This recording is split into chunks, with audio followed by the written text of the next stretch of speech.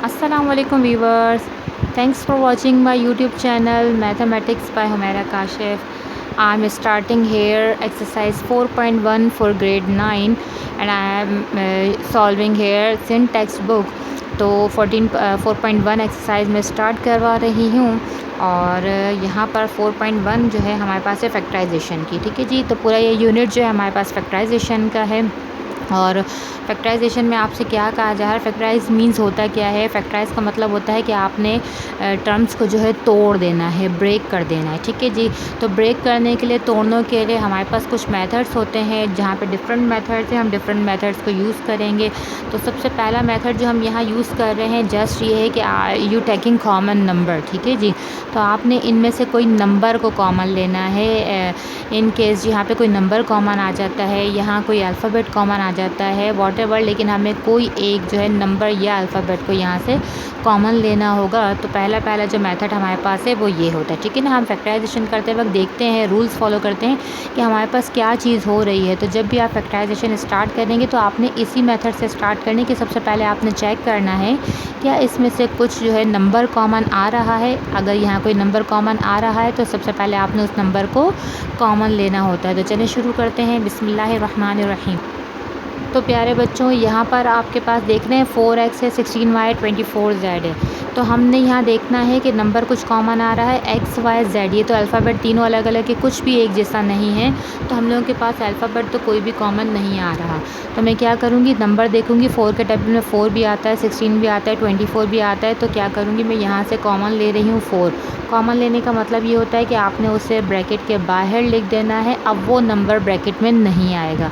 Like यहाँ से मैंने 4 कॉमन ले लिया तो 4 यहाँ नहीं आएगा, सिर्फ यहाँ पे क्या बच गया, x बचा। अब यहाँ से भी मैंने 4 कॉमन लिया था, तो आपको देखना होगा कि 4 का टेबल आप कहाँ तक पढ़ेंगे कि 16 आता है। तो 4 का टेबल 4 तक पढ़ने से 16 आता है, तो हम लोगों के पास आ जाएगा अंदर 4। इस 16 की जगह मैं टेबल्स चेक करूँगी और यहाँ आ जाएगा y।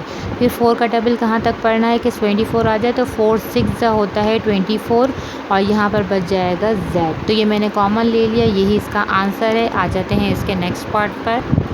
अच्छा बच्चों, मैंने आपको पहले ही बताया कि सबसे पहले हमें क्या चेक करना होगा कि कोई नंबर तो कॉमन नहीं आ रहा। देखें, इसके पास 3 नहीं है, इसके पास 3 है, इसके पास 4 है, इन दोनों के पास 4 नहीं है। तो ये सब एक टेबल में तो आते भी नहीं हैं, हम इनको कॉमन नहीं ले सकते। अब जब नंबर कोई कॉमन नहीं आ रहा तो आप अल्फ़ाबेट चेक करेंगे। देखिए, इसके पास एक्स स्क्वायर है, इसके पास भी एक्स स्क्वायर है, इसके पास भी एक्स स्क्वायर है। ठीक है, तो तीनों के पास एक्स स्क्वायर है, तो हमें क्या करना होगा, एक्स स्क्वायर को हमने ले लिया कॉमन। अब कॉमन लेने के बाद यहाँ से तो एक्स स्क्वायर कॉमन ले लिया, तो यहाँ तो कुछ नहीं बचा। तो जहाँ कुछ नहीं बचता है वहाँ पे हम लिखते हैं 1। ठीक है जी, क्योंकि इसे हम ख़त्म तो नहीं कर सकते ना, ख़त्म तो नहीं हुआ है, तो इसकी जगह पे आएगा 1। यहाँ से एक्स स्क्वायर कॉमन ले लिया तो ये एक्स स्क्वायर तो कट गया, मेरे पास क्या आ जाएगा, बाकी 3 और y आ जाएगा। फिर इसी तरह 4 बचा, एक्स स्क्वायर तो मैंने बाहर ले लिया, वो हम नहीं लिखेंगे, आ जाएगा y स्क्वायर और बच जाएगा z। ये आ गया इसका आंसर। आ जाते हैं पार्ट 3 पर। अच्छा जी, यहाँ पे देखें नंबर क्या है, पहले नंबर देखना है। 3 कॉमन आ रहा है, बिकॉज 3 के टेबल में 3 भी आता है, 6 भी आता है, तो 3 कॉमन ले लिया। p इसके पास भी, इसके पास भी, इसके पास भी है, तो p आ गया।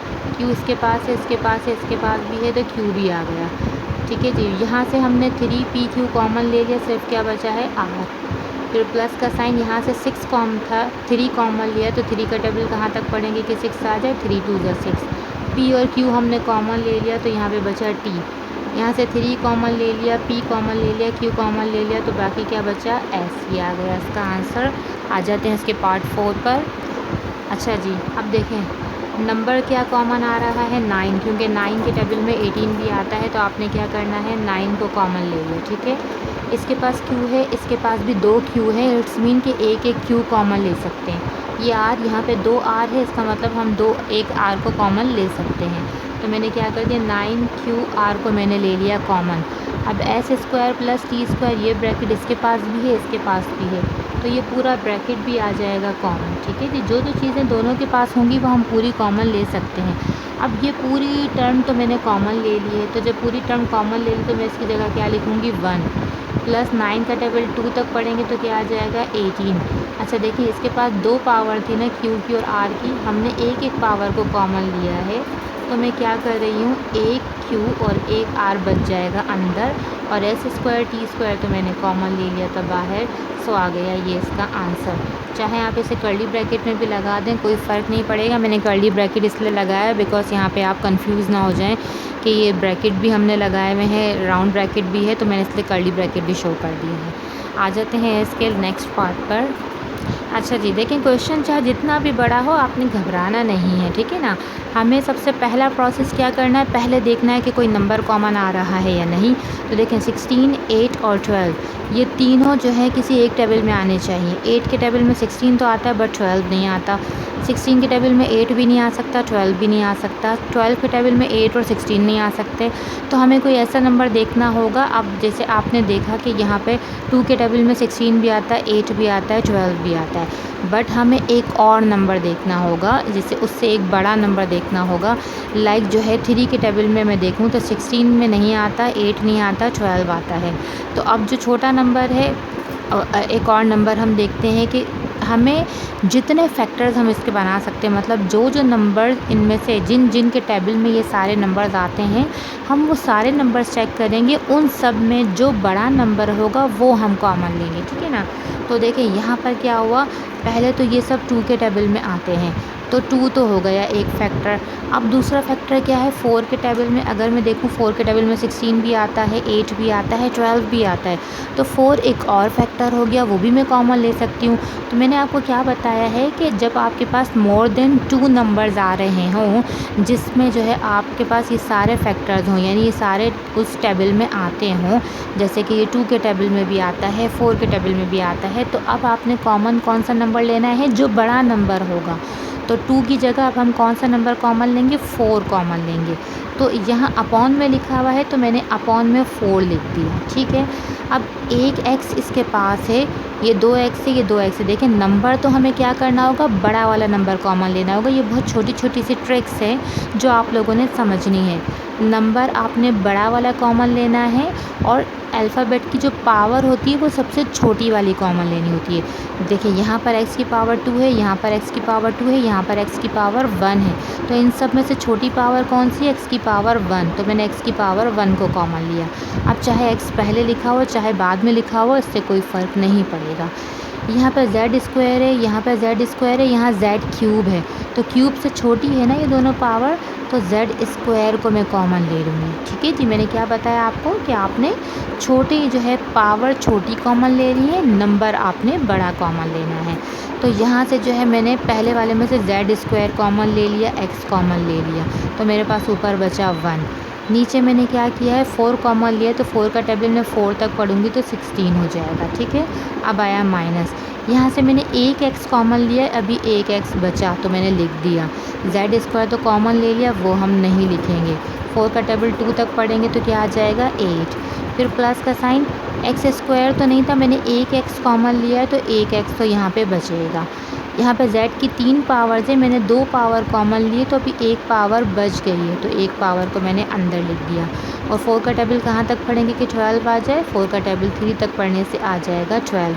ये हो गया मेरे पास पार्ट 5। आ जाते हैं इसके लास्ट पार्ट पे।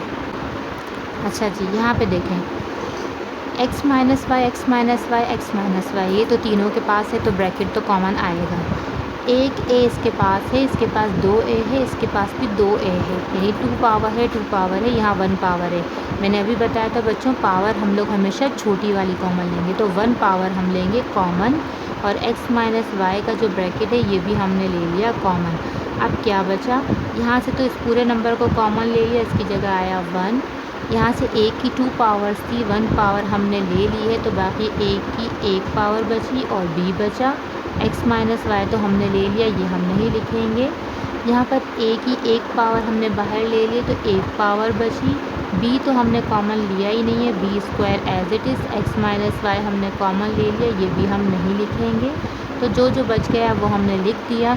तो बच्चों, फैक्टराइजेशन समझाने का ये मकसद था कि पहले वाले तरीके में आपको सिर्फ इतना समझ आना चाहिए कि फ़र्स्ट स्टेप में आपने ये देखना होगा कि क्या कोई नंबर कॉमन आ रहा है या फिर कोई ब्रैकेट कॉमन आ रहा है या कोई अल्फ़ाबेट कॉमन आ रहा है। तो सबसे पहले आपने कॉमन चेक करना होगा कि सब में एक जैसी क्या चीज़ है। तो उम्मीद करती हूँ ये 6 पार्ट्स में आपको कॉमन लेने का तरीका समझ में आ गया होगा। तो क्वेश्चन नंबर 2 के साथ मिलेंगे आपसे नेक्स्ट वीडियो में। तब तक के लिए मिसेस काशिफ़ को दीजिएगा इजाज़त और अपना रखिएगा बहुत ख़याल। पर जाने से पहले मेरे चैनल को सब्सक्राइब करना ना भूलिए और साथ ही बेल आइकन के बटन को भी ज़रूर प्रेस कीजिए। इससे मेरी हर नई आने वाली वीडियो का नोटिफिकेशन सबसे पहले आप तक पहुंच जाएगा। इजाज़त दीजिए मुझे। अल्लाह हाफ़िज़।